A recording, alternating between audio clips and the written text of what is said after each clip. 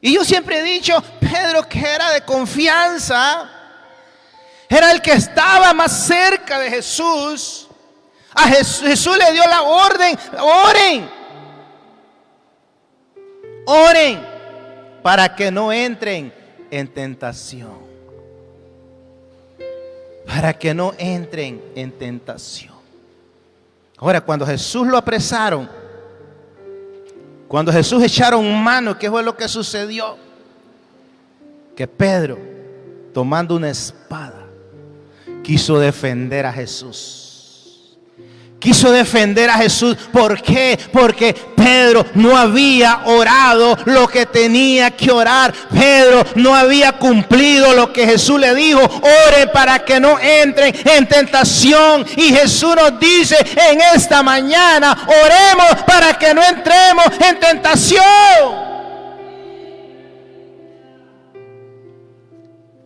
A su nombre. Y todos sabemos, Jesús no necesitaba de que Pedro lo defendiera. Hermano, cuando usted y yo no oramos, cometemos locuras. Cuando no hemos buscado la dirección de Dios en ese problema, en esa situación, usted va a hacer las cosas por sí mismo, no porque Dios te está dirigiendo lo que tienes que hacer.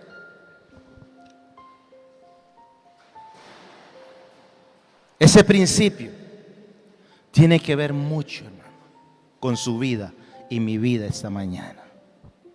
Velad y orad. Muchos cristianos, hermanos, ya dejaron de velar. Muchos cristianos se aburrieron y dejaron de orar. Y por eso es que hoy Satanás lo desenfocó de la iglesia. ¿Por qué? Porque Satanás nos va a desenfocar cuando usted y yo dejamos de orar. No podemos permitirle, hermano, al diablo. No podemos permitirle que él te desenfoque del propósito de la oración. Debemos estar orando todos los días. Segundo principio que nos enseña la palabra de Dios en esta mañana es el estudio de la palabra. La palabra de Dios. Y cuando usted lee Hebreos, capítulo 4, versículo 12, dice que la palabra de Dios es viva y eficaz. Dos cosas: viva y eficaz. ¿Qué es la palabra de Dios para usted? Viva. La palabra de Dios no deja de ser. Sigue siendo siempre la palabra. Vea qué interesante. Un cristiano, hermano, es que carece de estudio de la palabra. Es un cristiano que cualquier cosa lo va a desenfocar. Hoy en día, hermanos, lamentablemente, somos buenos para ir a la iglesia. Somos buenos para alabar. Cantamos, danzamos. Pero ¿qué de la palabra? ¿Qué de la palabra? ¿Cuánto tiempo dedica usted a la palabra? ¿Cuánto tiempo dedica usted a la oración? ¿Cuánto tiempo dedicamos? Hay gente, hermanos, que dedica más tiempo a las redes sociales que aún a la palabra. Usted puede ver personas y cristianos que no estudian la palabra, pero usted los va a ver que pasan horas enfocados. Ya sabe. Pero yo sé que aquí Ninguno de nosotros somos de eso, que amamos la palabra de Dios. Yo no sé si usted lo creyó, pero le estoy diciendo que aquí no hay de esos. Aquí amamos la palabra de Dios.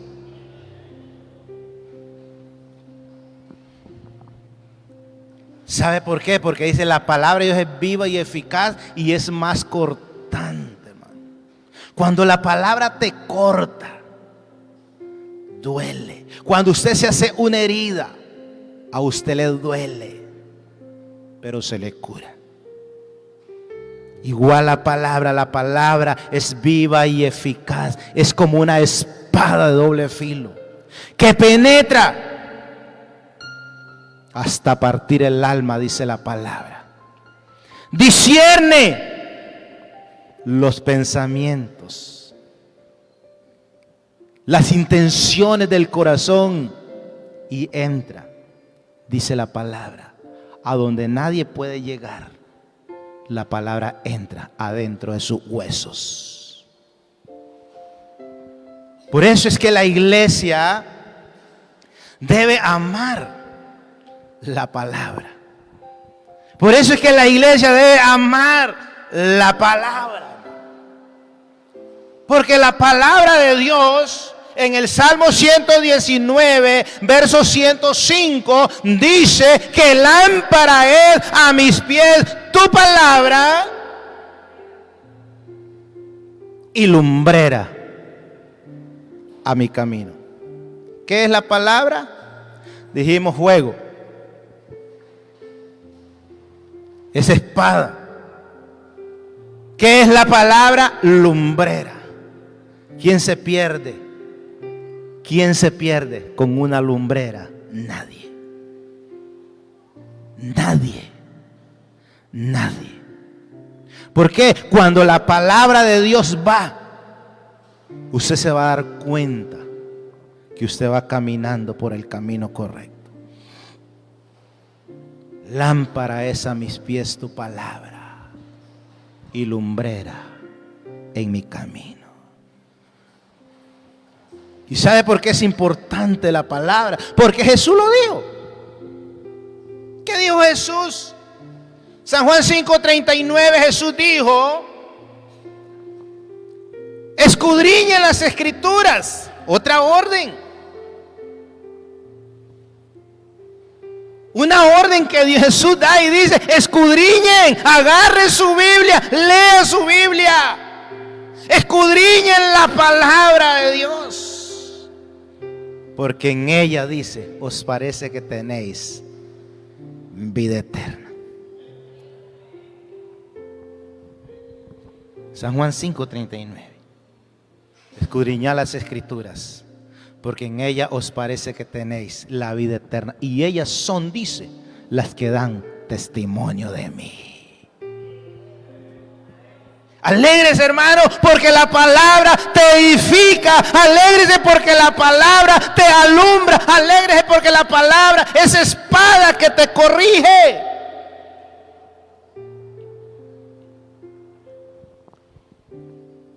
Jeremías 23:29.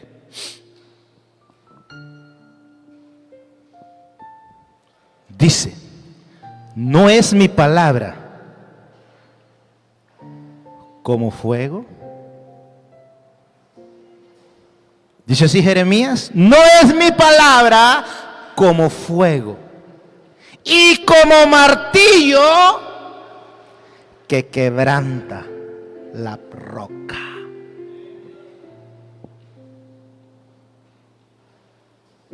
Vea por qué es importante que la iglesia, que usted en esta mañana ame la palabra. Ame la palabra. ¿Por qué? Porque la palabra es como juego. Un juego te limpia. Un juego purifica. La palabra te purifica.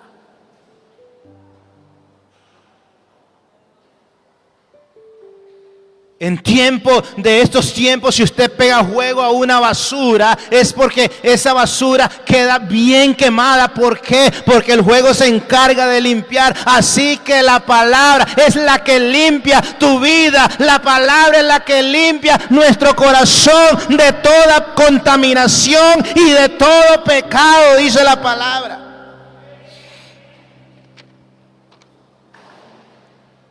Como martillo que quiebra, dice, la peña, quiebra los paradigmas religiosos en la mente del ser humano. ¿Sabe, hermano? Hay muchos cristianos que están llenos de paradigmas religiosos, que necesitan la palabra para quebrar esos paradigmas y volver a los principios que establece Dios. A su nombre. Volvamos a los principios que establece la palabra de Dios. Es una orden que Jesús dijo, hermano. Es una orden.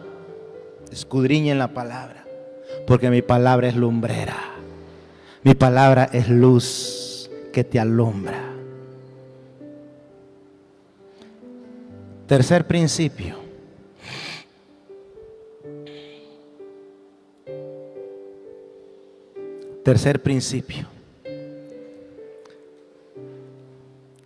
La unidad en la iglesia. Si usted quiere crecer, usted debe buscar, usted debe vivir en unidad unos con otros. Efesios capítulo 4, versículo 3 y 4, dice la palabra, dice: solícitos en guardar la unidad del Espíritu, que es el vínculo de la paz. La iglesia debe entender que debemos de guardar, de cuidar la unidad. ¿Sabe que hoy en día, hermanos, hay muchas personas que no viven en unidad? Viven como dicen alguien. No me gusta lo que hace el hermano Alex. No estoy de acuerdo. Y una de las cosas que la palabra dice es que caminemos en unidad. Y eso lo ha perdido la iglesia, hermanos, en este tiempo. Eso se ha perdido. Usted ve que una parte jala para acá y la otra jala para allá. Y si puede la otra jala para allá. Y si puede otra parte para acá. Y Dios no se manifiesta cuando no hay unidad. Vea que el mismo Dios, cuando hizo al hombre, trabajó en unidad. ¿Qué fue lo que dijo en Génesis? Hagamos al hombre a nuestra imagen. Él podía hacerlo solo, pero dice, no, hagamos. Hermano, cuando usted vaya a hacer algo, busque unidad. Busquemos la unidad. ¿Sabe por qué? En el libro de San Juan, capítulo 17, versículo 21, Jesús en su oración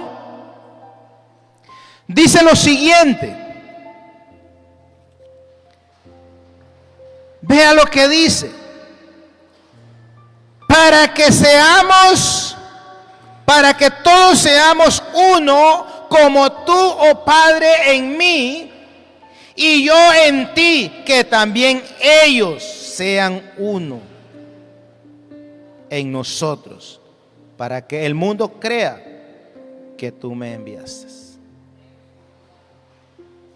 El mismo Jesús orando. Lo siguiente: para que todos sean uno. ¿A qué nos llama Dios esta mañana, hermano? A estar unidos. Eclesiastés dice: cordón de 3 dobleces no se rompe muy fácil. Es tan importante la palabra. Es tan importante la palabra que usted y yo debemos tratar día con día. Buscar la unidad. ¿Sabe? Hasta para recibir algo de parte de Dios necesitamos la unidad. Vea lo que dice Mateo 18, 19. Está en su Biblia.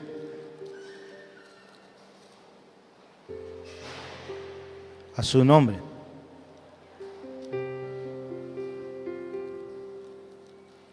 Bendito sea Dios.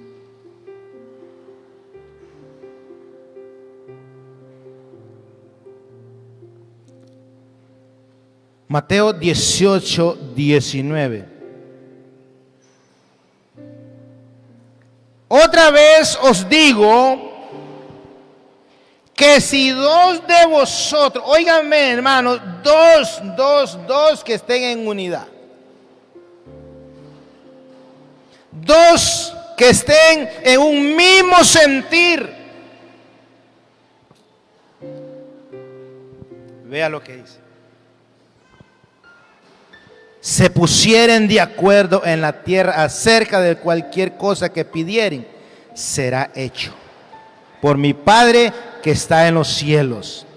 Porque donde están 2 o 3 congregados en mi nombre, allí estoy yo, dice el Señor. ¿A qué nos llama Dios en esta mañana? Nos llama a estar unidos, hermanos. Si 2 vamos a estar unidos, vamos a estar unidos en un mismo sentido. Como dijo el apóstol Pablo, haya en vosotros ese mismo sentir que hubo en Cristo Jesús. Hermano, debe haber el mismo sentir. Dios tiene que poner el mismo sentir.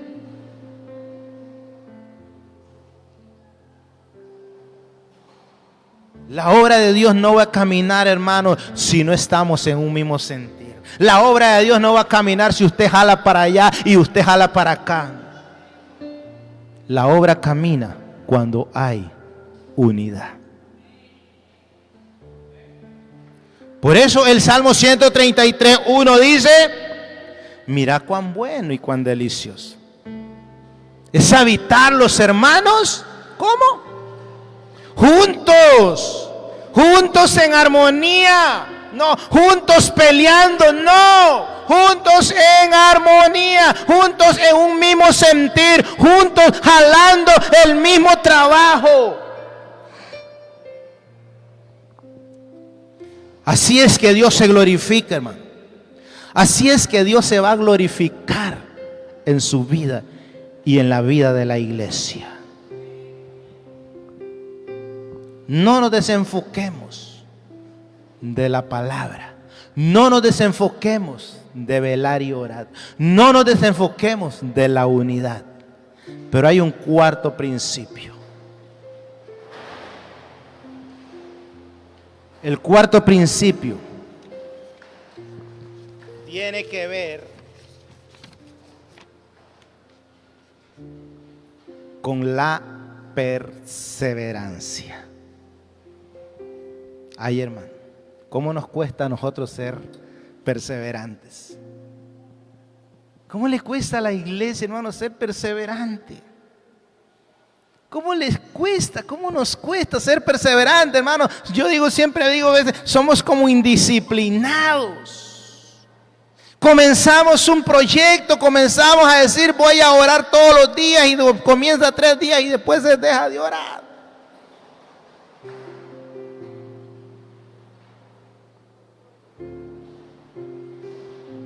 Aquí no pasa eso. Muchas veces dejamos cosas inconclusas por no ser perseverantes. Muchas veces perdemos la bendición, lo que Dios nos va a dar. ¿Sabe por qué? Porque no somos perseverantes. Yo le pregunto, ¿usted es perseverante usted en lo que hace? ¿Sabe que muchas personas, estoy seguro que a principio de año se propusieron a decir, esta vez sí yo me voy a congregar todos los domingos? Empezaron 3 domingos y después se perdieron.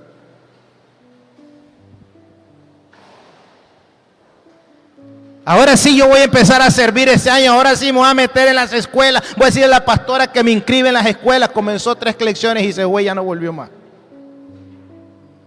No terminó.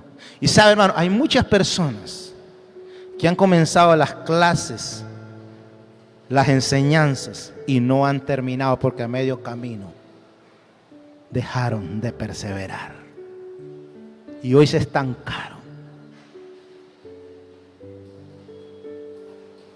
Felicito a aquellas personas, hermanos, que cuando decidieron comenzar de acá, terminaron hasta el final. Pero mucha gente se ha quedado en el camino, rezagados. ¿Qué falta ahí? No hay perseverancia.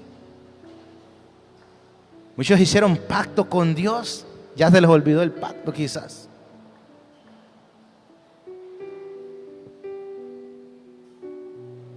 Y sabe que la perseverancia es importante. ¿Sabe por qué la iglesia primitiva creció? Porque dice la palabra en Hechos 2:42. ¿Sabe qué dice? Que perseveraban. Perseveraban. ¿En qué? Hechos 2:42. Y perseveraban en la doctrina de los apóstoles, en la comunión unos con otros, en el partimiento del pan y en las oraciones. Versículo 46, y perseveraban unánimes cada día en el templo. ¿A dónde perseveraban ellos? Dice, en el templo. La perseverancia nos va a llevar a correr con una palabra en su vida. Cuando leemos el libro de Lucas, capítulo 1, había un hombre que se llamaba Simeón. Este hombre tenía una promesa de que no moriría sin antes de ver al Mesías. Y dice que estaba fuera del templo, y cuando Jesús, la madre de Jesús, llegaron a presentarlo, el Espíritu lo trajo, aquel hombre lo trajo nuevamente al templo. Movido, dice la palabra, por el Espíritu. Cuando tú eres perseverante, a donde tú estés, Dios va a cumplir lo que va a hacer. Y hay una palabra de parte de Jesús que dice en Mateo 24:13. Mas el que persevere hasta el fin. No dice el que persevere 1 mes, el que persevere 2 meses, el que persevere 1 año, 2 años. No, dice el que persevere hasta el fin.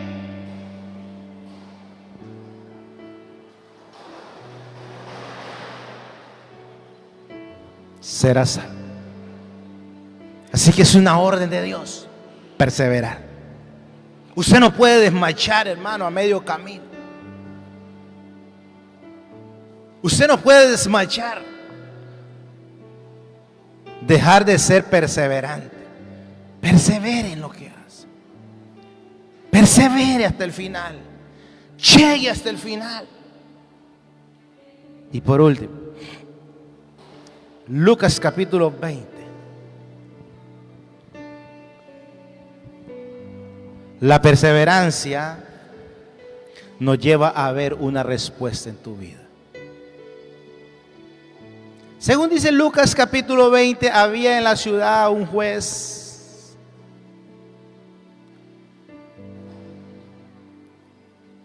encargado de hacer justicia, pero también dice había una viuda que venía todos los días a decirle a aquel juez: señor juez, hágame justicia. Y aquel juez dice: no le hago justicia. Yo no sé cuántas veces vendría la mujer donde el juez, pero lo que sí sé, que ella no dejó de ser perseverante.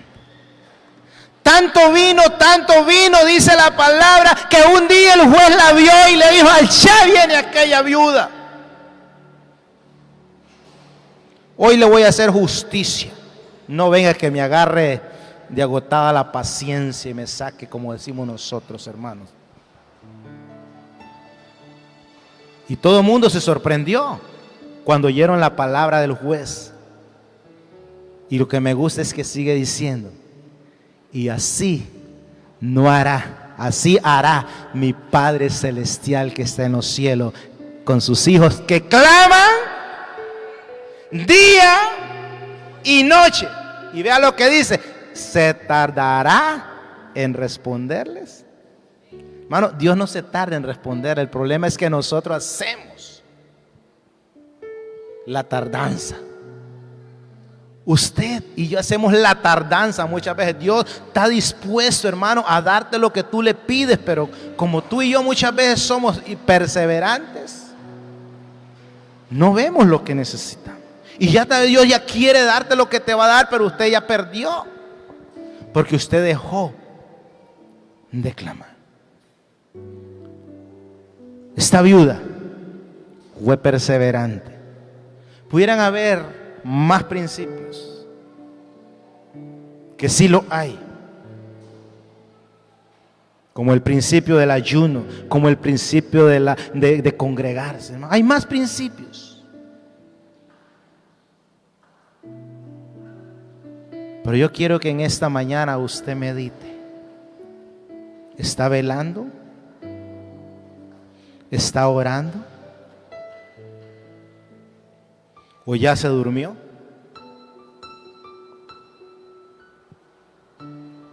¿Ya se durmió? ¿Está en la palabra? ¿Está conectado a la palabra?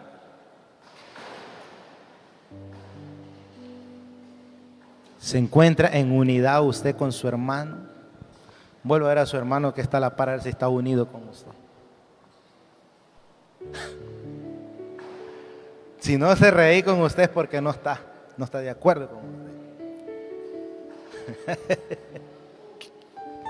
Santo es el Señor, amén. Y por último, perseverancia. ¿Es perseverante usted en esta mañana en lo que hace?